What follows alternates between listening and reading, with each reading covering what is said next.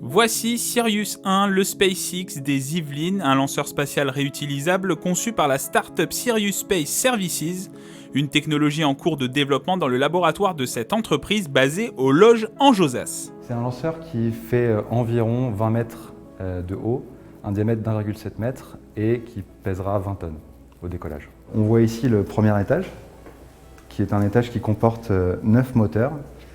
C'est un lanceur qui fonctionne à l'oxygène liquide et au méthane. Et au-dessus, on peut voir la coiffe, et c'est à cet endroit que seront accommodés les satellites qui seront lancés par ce lanceur. En ce moment, nous sommes en train de tester la plaque d'injection de ce moteur à eau sous pression sur le banc d'essai qui est situé juste derrière moi.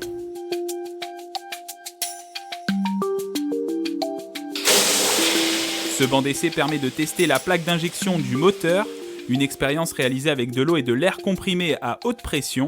Sirius Space Services a été créé en avril 2020. Aujourd'hui, 35 collaborateurs composent cette société, une levée de fonds de 3 millions d'euros en 2021 pour pouvoir développer une gamme de 3 lanceurs spatiaux. Ces lanceurs vont servir à amener des charges utiles des satellites comprises entre 1 et 500 kg dans des orbites différentes, donc des orbites comprises entre 2 et 700 km. La société a 2 valeurs clés.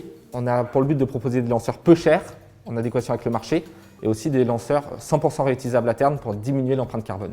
Majoritairement, dans un premier temps, on se concentre sur le marché européen, et dans un second temps, on va aller rapidement vers le marché mondial. Marché aux États-Unis et côté Chine, aussi Asie. Avec le recrutement de 20 personnes supplémentaires dans les 6 prochains mois, l'objectif est fixé à 100 collaborateurs fin 2022. Une usine de production devrait ouvrir au deuxième semestre 2022 sur le plateau de Saclay. Le premier vol d'un lanceur spatial Sirius est prévu début 2025 depuis le centre spatial de Kourou en Guyane.